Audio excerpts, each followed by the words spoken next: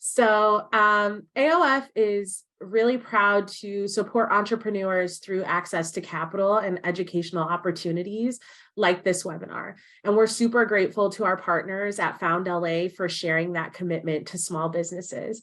I'd love to turn it over to Marcia to share a bit more about Found LA and how they continuously support small business owners. Thank you, Brittany. Hi, everybody. My name is Marcia Olson. I am the director of Found LA.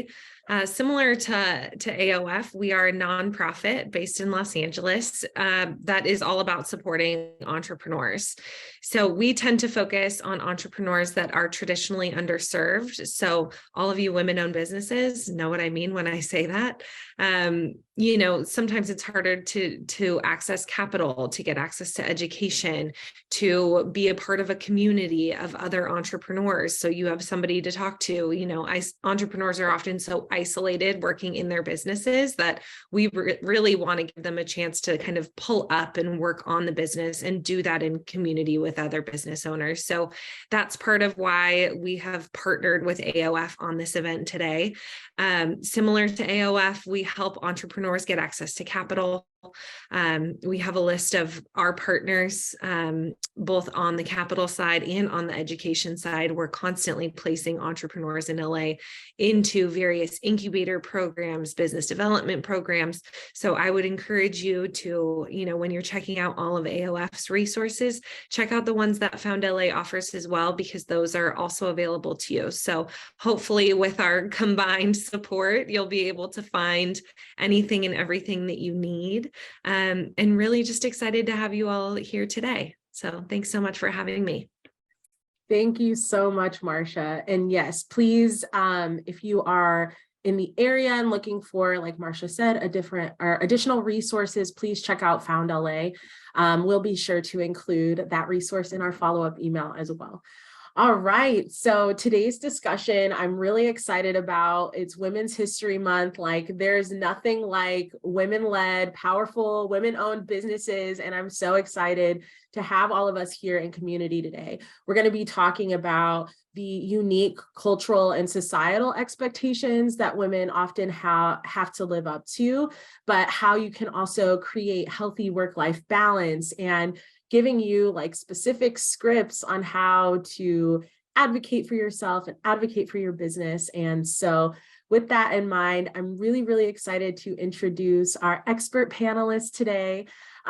This is Elaine Lou Cartas. She is the founder of the Color Your Dreams movement. Elaine is a business and career coach for women of color and allies around the globe. And Elaine was just featured in Apple News as one of the top 5 business coaches and featured in LA Weekly's as the #1 thought partner to follow in 2023. With 10 plus years of experience, Elaine specializes in inspiring and supporting business owners to create their dream business, a purposeful lifestyle, and their legacy. And she likes long walks at Target, a woman of my own heart. Hi, Elaine. Hi, yes, I love long walks at Target, but my credit card doesn't. So hi, everyone. Welcome. I know there's some of you still chugging along. I know Brittany just shared this. If you haven't yet, please introduce yourself in the chat, name as well as where you're from, your business, just so you know it's only me and the fellow hosts and panelists that could see this. And happy Women's History Month. First off, also use the chat. Brittany's going to be monitoring it, but how many of you love actually seeing the diversity here with your host and panelists? It's just beautiful to see. I really enjoy it. So yeah, Brittany, I'm ready for you to take it away and ask me questions. And also to our community here, feel free to ask questions as well. This is for you. So yeah, go take it away. Yes, absolutely. Okay, I'm so excited to get into this conversation, especially when we think about women as business owners and just how amazing they are. But can you share why, as women, sometimes we feel guilty or selfish when it's time for us to say no, and then why it's important that we do put ourselves first? So I'll give the societal and cultural background one, and then 2, I'll also share kind of legislation so people don't feel bad. As women, right, we were raised to play that supporting role. to support our parents, to support any siblings we have, and also the emotional labor that comes from that too. And also, since we are all business owners here, have ideations of having our own business, making money is a new concept. So just know I like doing presentations with gifts, but the Equal Credit Opportunity Act of 1974 just happened 49 years ago. So that was just one generation away for me. I'm a millennial. That means in 1974, that was the first time women were able to open up their own bank accounts. Before 1974, we had to have a signature with a man if we were married. And at that year, that was the first time women can finally own a home. Because before that, in the 1900s, only married women were able to get their own home, but they had to have it signed by their husband.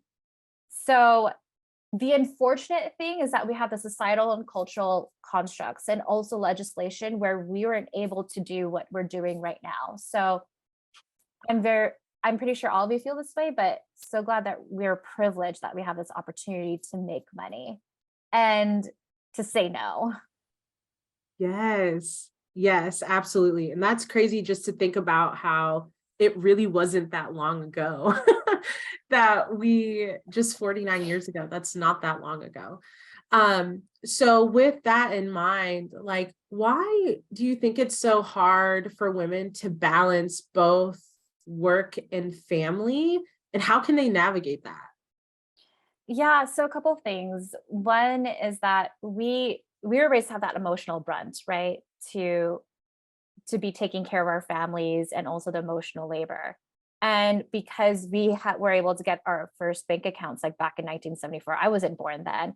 This is still relatively new. And still to this day, who do teachers call upon when our kids have issues or challenges or need support? And it's for us women.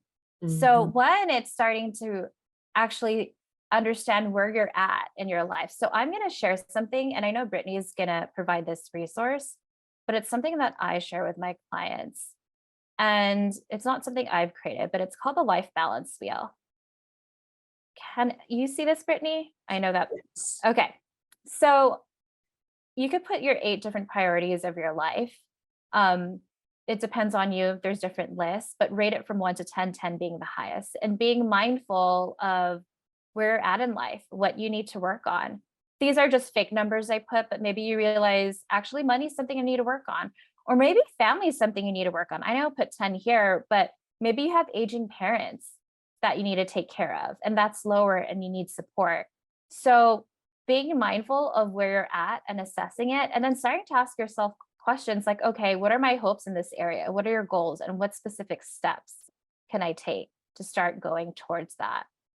And another thing is, how can you also start asking for help? The unfortunate thing is, as women, we are raised to figure it out on our own and to always be that supporting role. But how do we ask for help? Like I was talking to a client earlier, like I have a house cleaner that comes in once a quarter, not once a week, just once a quarter.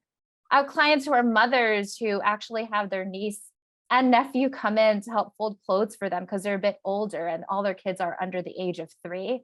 So they have them come over. And in exchange, even though it's not money, all they want is for their aunt to make them a really good cake. So don't think just asking for help is monetary, especially if you don't have money, but maybe it's trading something like food. And I'm Filipino, so like trading things with food is our love language. I love that. I love that. And I love using your support system in those unique ways. Like definitely you can outsource and, get an outside service, but also leaning on family and friends. And a lot of times they're happy to help, they want to be around you and with you. So I really, really like that. Any other tools on what women can do to create more of that work-life balance? Yeah, so I know a lot of people are always asking, okay, I need an easy app, I need an easy solution. So I'm going to share the stat with you. There's an article from Harvard Business Review where if you just do 15 minutes of reflection every day, your productivity and happiness increases by 23%. So what does reflection have to do anything when it comes to work-life balance? It's actually setting aside time and reflecting what is working, what's not working, and what can I get help from, right? So what I tell my clients, like 15 minutes maybe on Sunday. If you're in a relationship, that's connecting with your partner. If you're single, then that's just journaling with yourself, like what is working, what's not working, what do I need help with? So for example, what I do with my partner, what me and him on Sundays, we connect and figure out, okay, what days are busy for us? Who's like in charge of cooking, and then we don't have kids, but for my clients who are parents, it's okay, who can pick up the kids with certain activities, and writing that down and scheduling it in, or even acknowledging, hey, I did a lot last week. Is there any way you could take a load off this week because I have a presentation or workshop that I'm doing?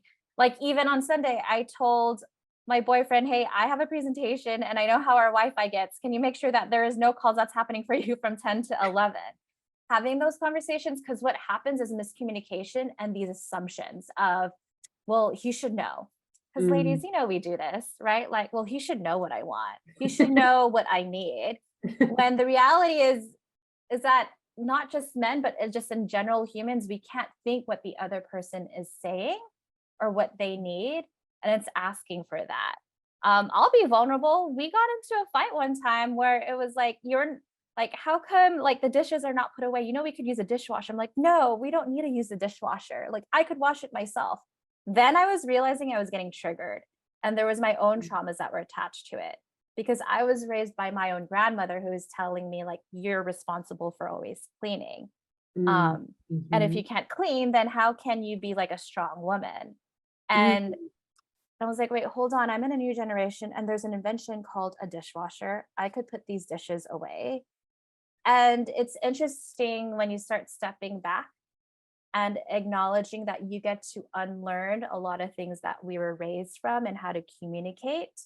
And so what I really appreciate about this time now, it's having those conscious conversations with folks and people. Yeah. I love so many pieces of that. One, not, assuming that other people know, and then also not like counting them out to help, because sometimes, you almost feel like, oh, I know they don't want to do it, or I don't want to put that burden on them. And I love just like voicing what you need from your partner, your person, or whatnot. And then receiving that. And also the dishwasher has got to be like my number one favorite invention of all time. Well, and culturally, how I grew up, I don't know if there's any other Asians in here, but how we grew up is we use a dishwasher to like dry, like it is a drying rack. It's not actually a function of using it. And I know it sounds so simple, but even, okay, Nigerians too, I see people putting that in the chat. Or even being upfront and honest, like I can't wash dishes today until probably 6 p.m. because I'm on back-to-back calls, right? So being upfront, because you have to also understand, we all probably grew up differently. I am very privileged how I grew up. And what I mean by that, very, very privileged, my parents were both working full-time, and I had my grandmother was able to immigrate here and she did all the household chores. So everything was put away. Like everything was neat and tidy. So when I started living out on my own, I was like, oh yeah, there is stacks forming. Actually, there is stacks here forming in my office. You just can't see it. I have it, I was positioning my laptop in a certain way.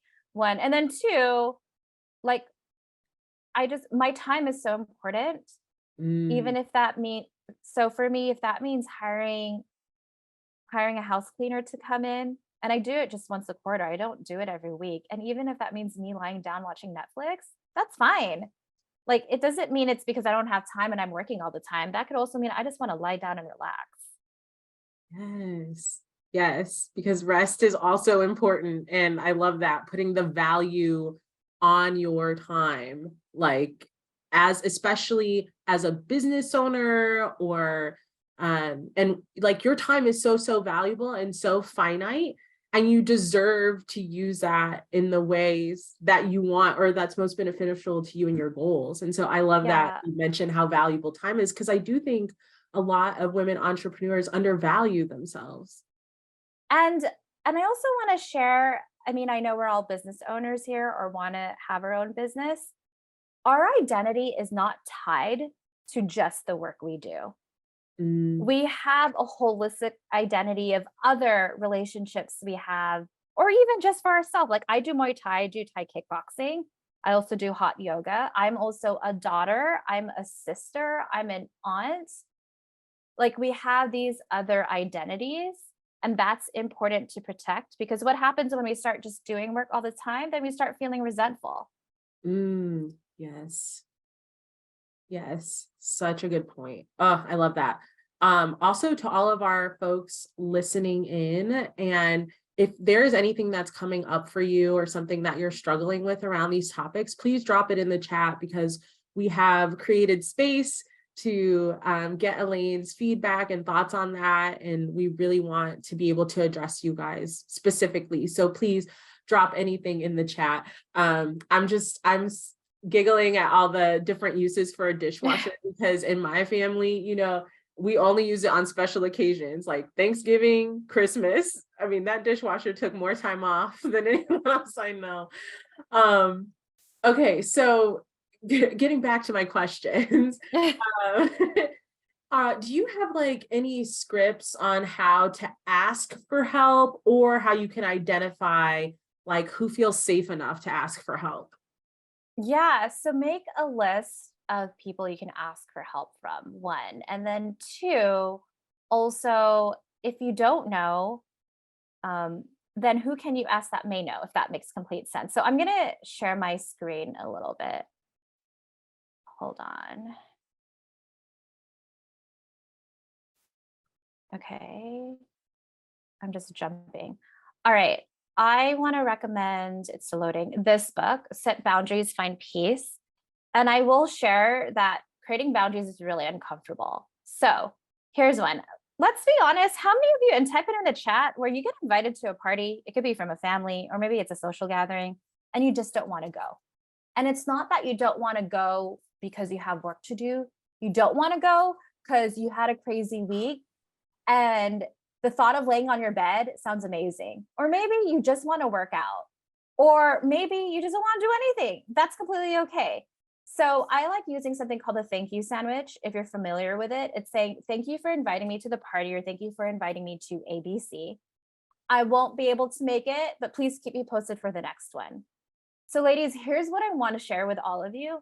You don't need to give excuses why you can't make it.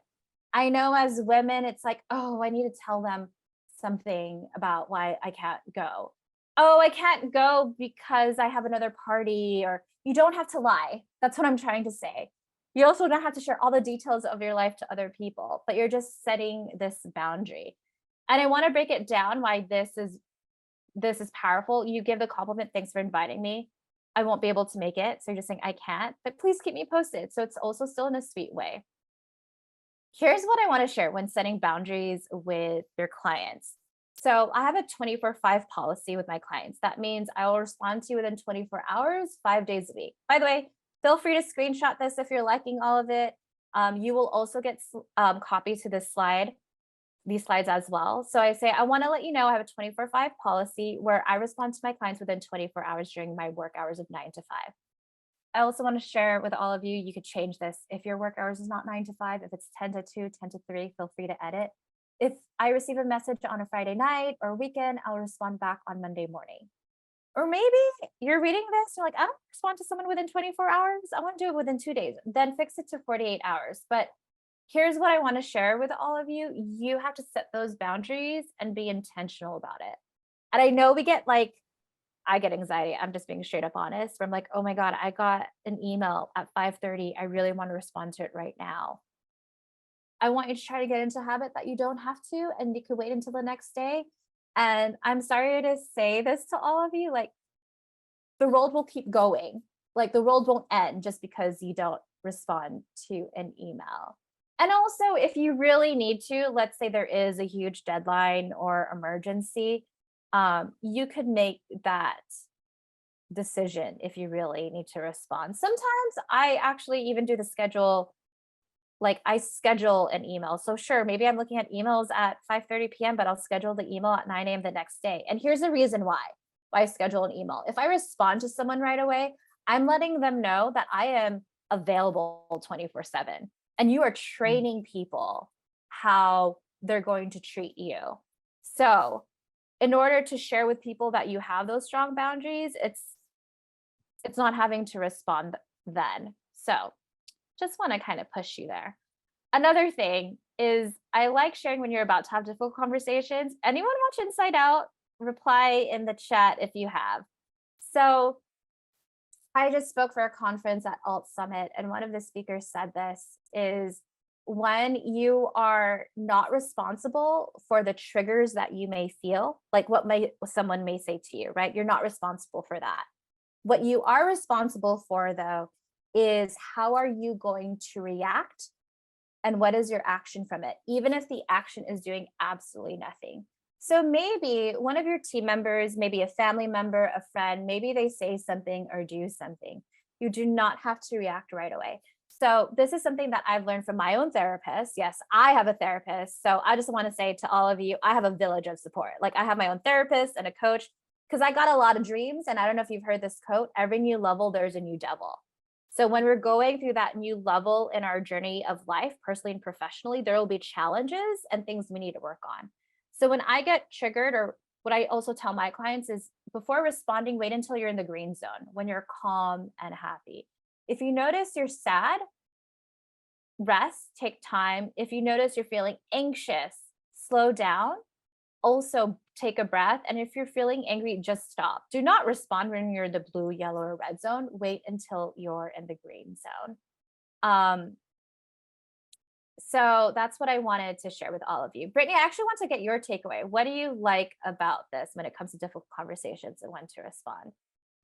Oh yeah, this is such a unique way to look at it and to visualize it. I see a lot of people in the chat saying they also love Inside Out. I will never recover from the Bing Bong scene, but it's such a good movie. But having this kind of perspective on it really helps just to give you kind of like a framework. And I find like it's a lot easier to say no for me personally, or to kind of curate my answer when I am in that like green space, and to have something to go back to, like, oh, I'm feeling anxious.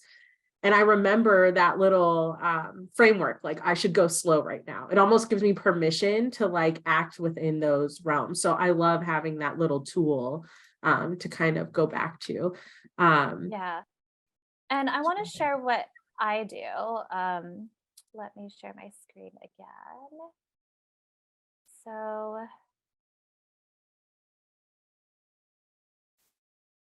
whenever there's miscommunication that arises with a team member or even a client, this is what I actually send a message, because people love hiding behind their screens and their text messages, right? It's like a little guard, like, please protect me from this mean person. So I actually send this message when I get an email or a text. It doesn't happen a lot because I really work with ideal clients now. It happened more so in the beginning of my business, but when miscommunication arises, we have a company policy to discuss everything via phone, as things do get misconstrued over text and email, to ensure both parties listen to each other. I am free this date or this date. What date and time works best for you? So, because we could always misinterpret, and it's so important to have a conversation. So what happens when you're in the conversation? So this is how you could have conversations with people, and you could use this both personally and professionally. It doesn't have to just be work, but using the I message of, hey, I'm getting that you're really frustrated about ABC. Can you share with me why? So if you notice, I'm not attacking to the person. I'm not saying, Brittany, you're being so mean right now. Like, what's happening? If you notice that's very attacking and defensive, let's say me and Brittany are in a fight. We're not, but just so you know, we're going to role play. Instead, it's, hey, Brittany, I realized that in the last meeting that we had, it seemed like you were a bit frustrated from the things I shared about this project. Can you share with me why you were frustrated? Yes. Do you want me to role play right now? No, I think we're good. But okay, and then I'll kind of give an example, even personally. Like I remember there was a time with my brother, he would say things like family parties.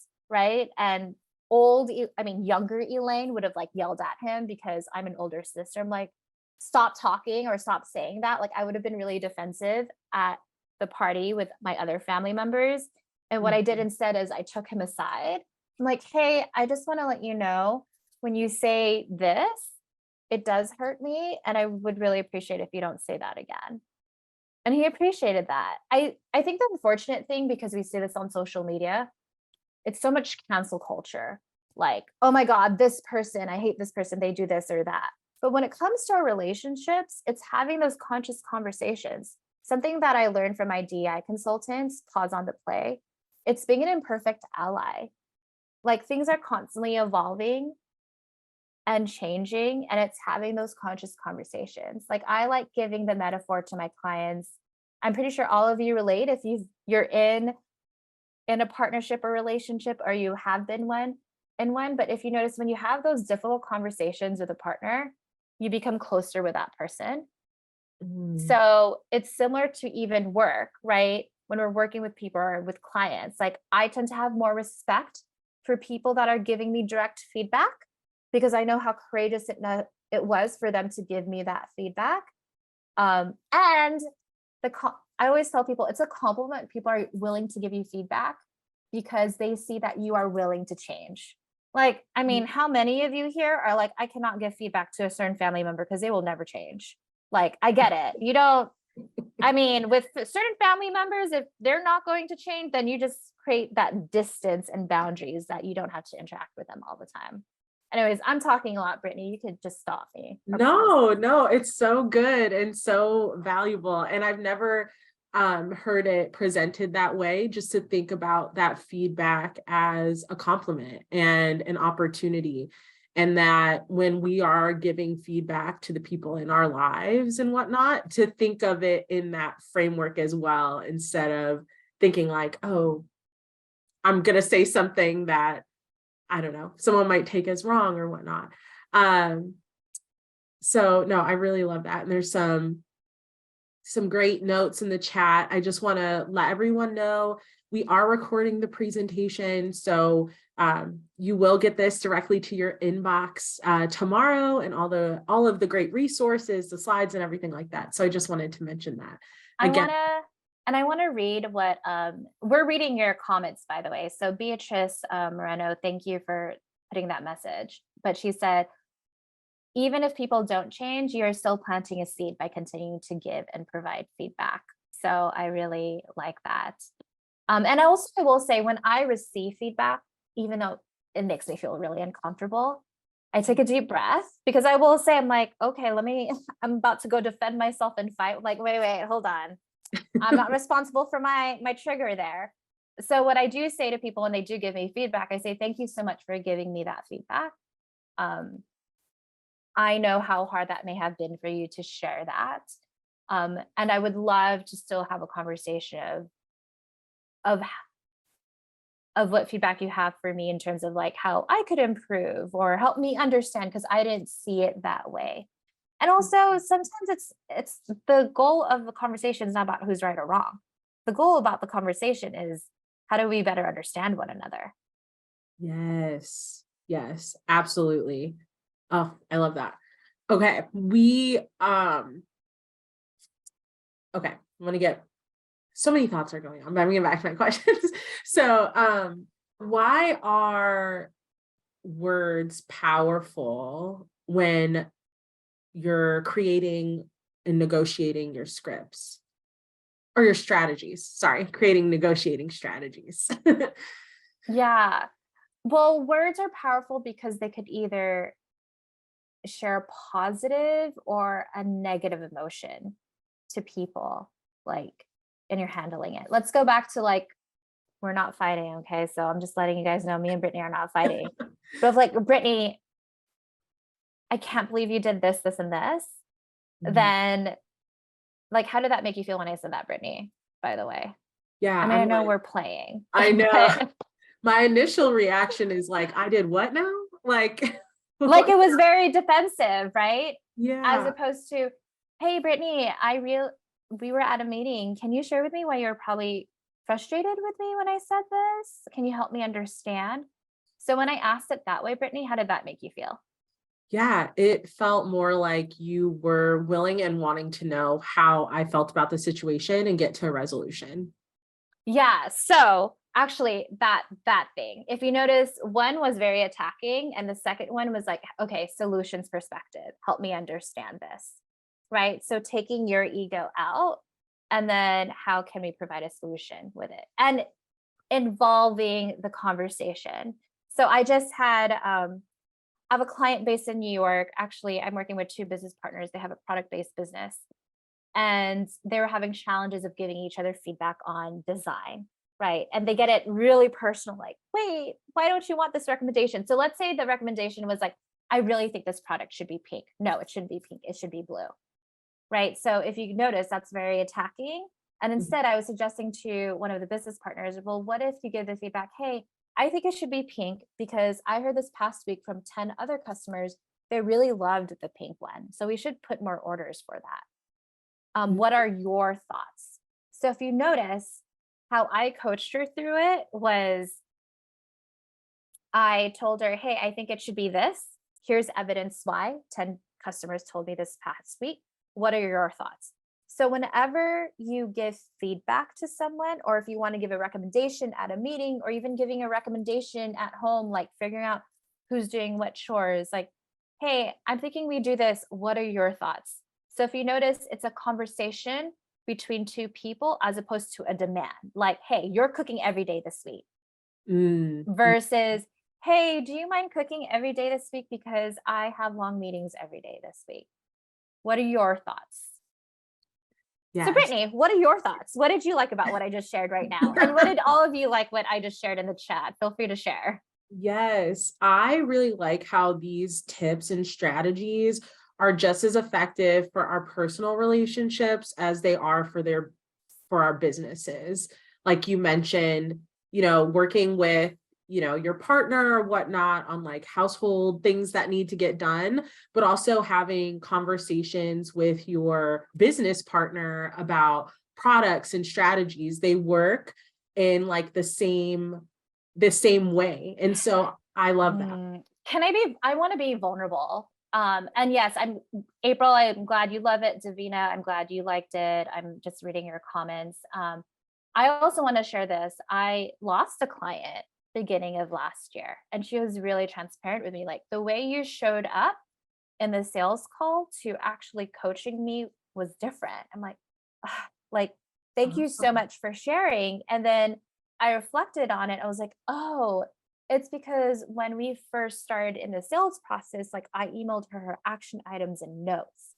And then it was like a light bulb moment for me. I'm like, I should be doing that with my current clients. Why am I not doing that with clients as soon as they convert? And so because of that difficult conversation, me being willing to receive that feedback, I have changed that in my coaching, where I know Kimberly is one of my clients who's in here. Every Monday, unless it's a holiday, on Tuesdays, my team sends out action items of reminders of what my clients should be doing. But they're reminders because life might get in the way. Me adding that business operation and system into my business came from feedback from a client that was perceived as negative. So I just want to share that with you. Like, that was a horrible experience for me to experience with getting a negative feedback, but that improved my business and my service. And I'm forever grateful for that. Yes. And as your business grows, just like as your relationships grow, I feel like you want to grow, you want to be better so that you can serve more people or at a higher level. And we talk about this all the time. And like, no matter what strategy you're working on in terms of business, it can be social media, it can be whatever.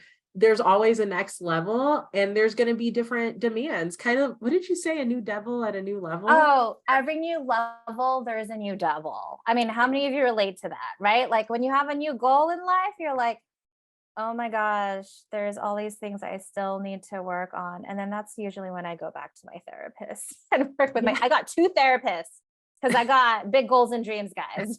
So yes. And I love just the like your vulnerability and talking about like asking for and building a community around you. Like, it's so important, and we shouldn't feel guilty as women to do that.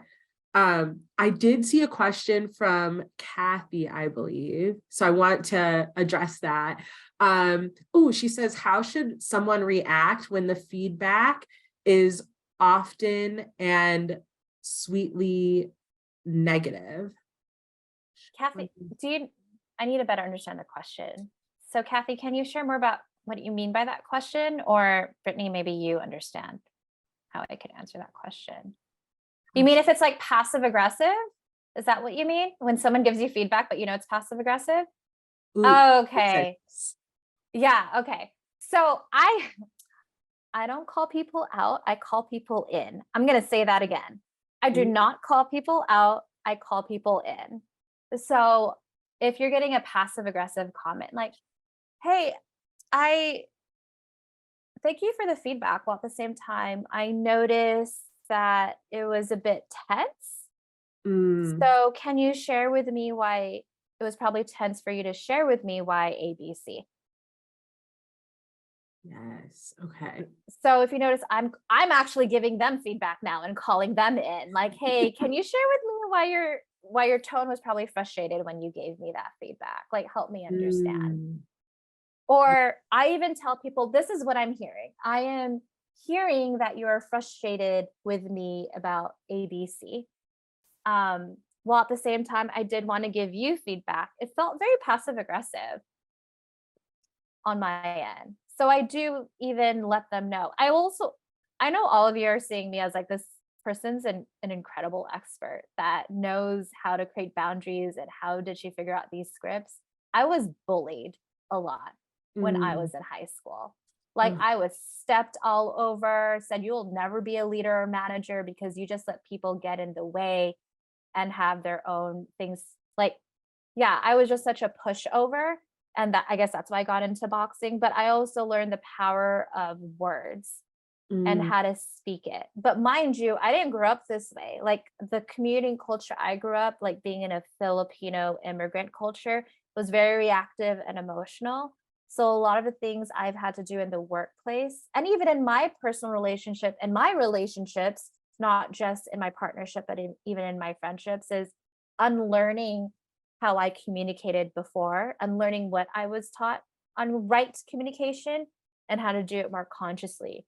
So the one thing I started doing when I started learning to create more boundaries was not responding right away. Like wait until the next day to respond to a client. Or even when I have miscommunication with my own boyfriend, I let him know, I can't keep talking about this right now. I'll get back to you tomorrow. Because I know in my past relationships, and I feel very bad for all of my exes, I was so reactive and emotional. I would respond right away, say things that I regretted, and then it would just make fights worse when all I needed was time. Going back to the like different zones, like green zone, yellow zone, red zone, blue zone, waiting until I was in the calm green zone to respond. Yes. I love that. I love like advocating, like knowing yourself and being like, I'm going to give myself this space, like for the benefit of this relationship and my own mental health, I'm going to give myself this space to do that. I really like that. Okay. So just really good feedback in the chat. Like, please keep it coming. Okay. So what are some scripts that women can use to honor boundaries around their family and friends? Oh, I know I gave those earlier with family and friends. So I know we set that aside. I'm just curious, actually, I want to kind of open it up to the chat. Is there any scripts you guys need when it comes to family and friends? And by the way, not everyone could see it. It's just me and Brittany. So it is anonymous and the chat won't be shared to the community. So is there even any challenges that all of you may have with family and friends so that I'm happy to give scripting? But it goes back to what I was sharing. If you're invited to something, you could just say, thank you for inviting me to a party. I won't be able to make it, but please keep me posted when you have the next one. Yes. Yes. And I will say I put a boundary in place again because I had a new client message me over the weekend and she's new. So I just let her know, hey, I'm just going to respond right now, but I don't respond on the weekends. So I'll just answer this question and I'll get back to you on Monday if you have any other questions. So even reminding people. Okay, I see some questions. So Natalie asked, maybe when people want to help, but maybe you'll have to double check them. How do you say no properly? That's a good question. I'm curious, is that a family question or a friend question, or sorry, work question? Because I will say, okay, I'm going to kind of show you something behind the scenes of my operations in my business. So when it comes to personally, it's like, I would love to, it's actually defining what it means to be done. So let's say it is washing the dishes. I'll keep it simple since we're in this dishwashing theme, right? So what if for you, your definition of washing the dishes is making sure gunk is out and the dishes are dried and put away within the same day? For some people like me, it's like, we're just going to air dry it because I'm Filipino and it's just going to dry up by itself. And then I'll put it away the next day. So defining and having those expectations to other people, like, hey, this is what done means. So I want to say that when it comes to business, right? So I have a newsletter and I draft my newsletter on a Google Doc. And then what I have is actually, I have an SOP, a list of all the different actions that happen and who's in charge of each action. So everything's listed. And then I have a checklist of what it means to be done. All text the same, all links work, campaign is work. So I have this list of SOPs. So then when we delegate it to a team member, they could always refer to this. Because I will say, I used to be so frustrated when I was like, how come my assistant's not getting this? She does this every single week. I'm like, oh, I don't have this listed out of how I want things done. And now it's just been perfect. So I actually, for my business, well, all of your business owners here wanting to do business, if you've been in business for a while, I want you to make a list of things that you do maybe on a weekly or monthly basis. So for example, bi-weekly, I do a newsletter, bi-weekly, I do a podcast. So I have SOPs, which means standard operating procedures for each of the tasks that I do. So I'm glad that you guys like it. Yes. I think there was another question, Brittany, if you want to find it. Yes. Oh, this is a good one. How would you craft a communication if you need to fire a client that you decide you no longer want to work with? That's a good question, Meredith. So I would actually have a conversation with them. So I would not put in an email just because things can be misconstrued, right? So this is if you've already had a conversation with them, but like, hey, sorry, let me rephrase it. It's what you feel comfortable with and where the relationship is. So if you just sign them on and you just realize they're not a good fit, then maybe you could do it in email. If you've already been in relationship with them, like you've had a contract with them for maybe a month or 2 months, then I would suggest doing this over the phone. And whether it's email or via phone, it's sharing this like, hey, I really appreciate that you've trusted me to work with you for X months or X weeks, while at the same time, I really want the best for you.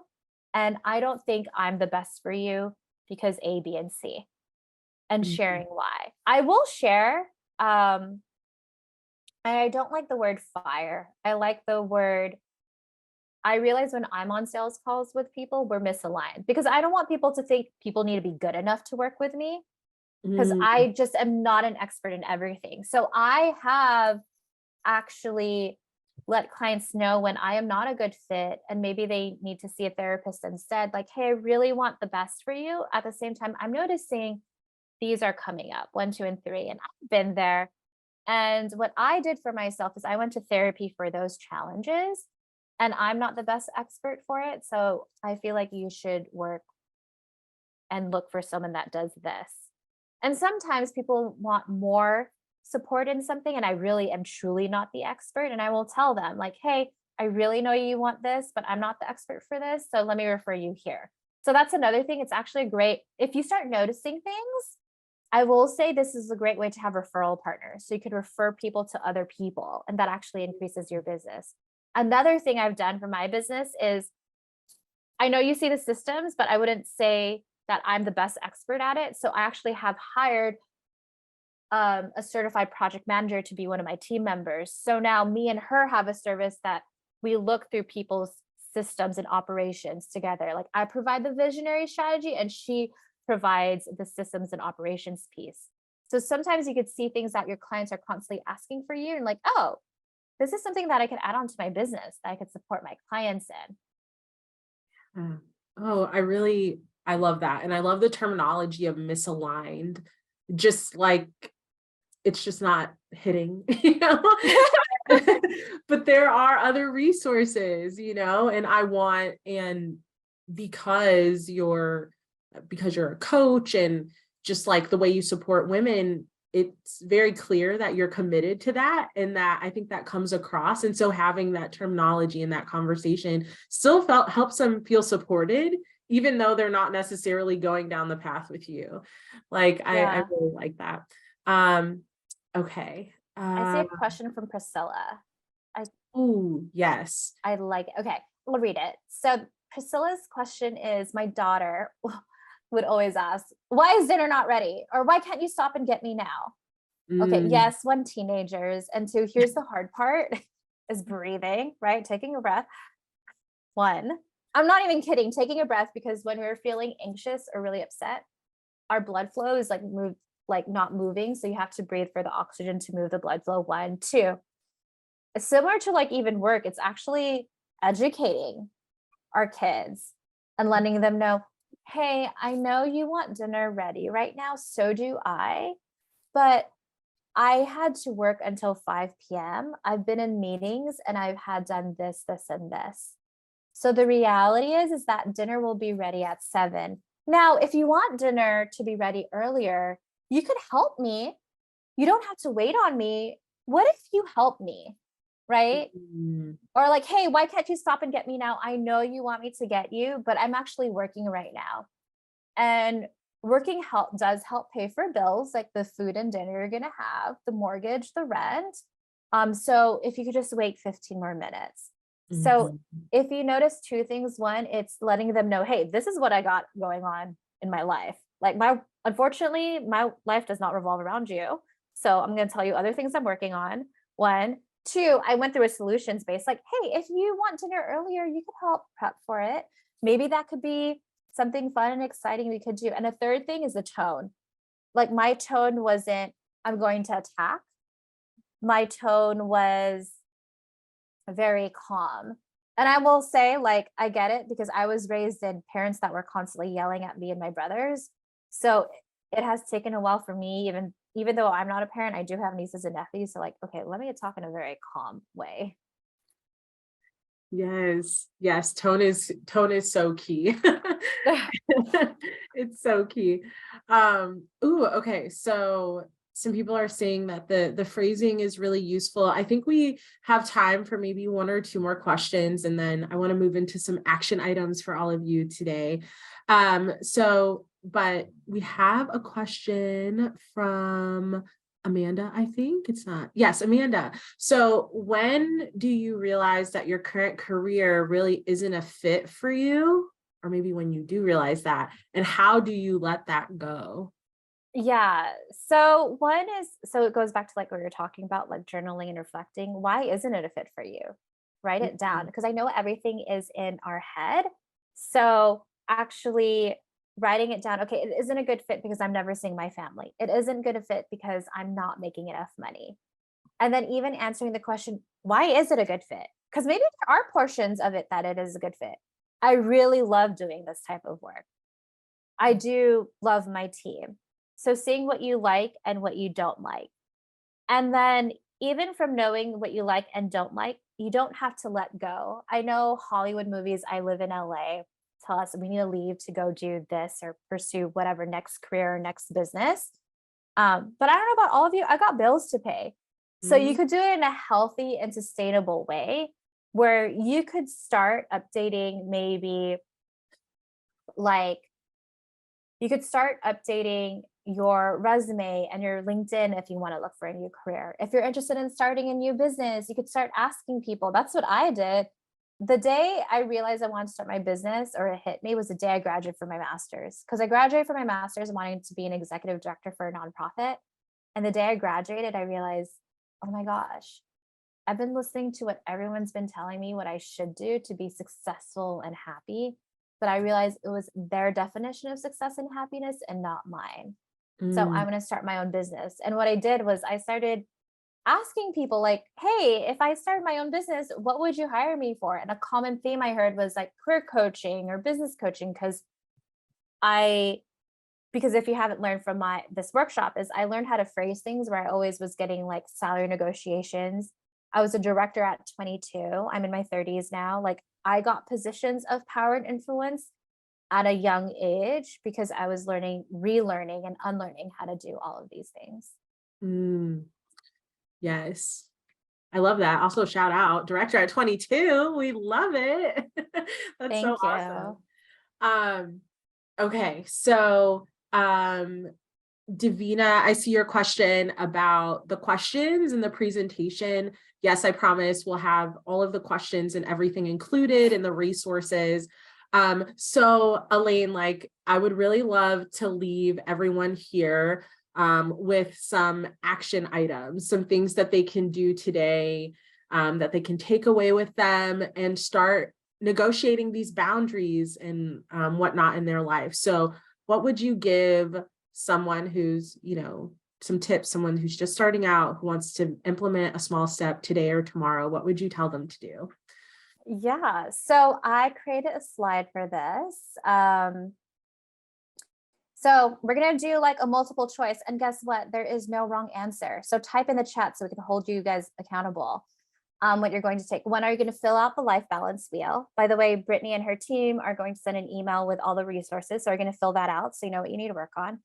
2, are you going to schedule weekly check-ins with yourself or your partner if you have one for the week ahead to reflect, and end of week of what worked and what didn't. 3, are you going to get the book, Set Boundaries and Find Peace? So that was the book I recommended earlier. And then 4, are you going to use all the scripts and we're going to email you the slides? Or 5, all of the above because you're the overachiever. So yeah, you have all of those resources. And then what I'll also do in the chat, what else did you want to share, Brittany? And I'll share resources on how you guys can keep in touch with me. Yeah, no, please. Yes, keep your eye out in the chat. I think those are really, really great steps for everyone today. We definitely want you to be able to connect with Elaine. So there will be some stuff in the follow-up resources, but you can see she just dropped in the chat great ways to like keep up with her content. I'm a avid newsletter subscriber, so I highly recommend, and a podcast listener, so I highly recommend those things. We will include resources from Found LA and of course AOF, just so you know, like we are always here to support you and support you on your business journey. I want to thank every single one of you for joining us today. If you have time, please take that quick survey and please keep an eye out in your email box for all these wonderful resources. And that's it. I think we'll wrap up today. And I just want to thank our partners. Thank you, Elaine. And we'll see all of you in the next one.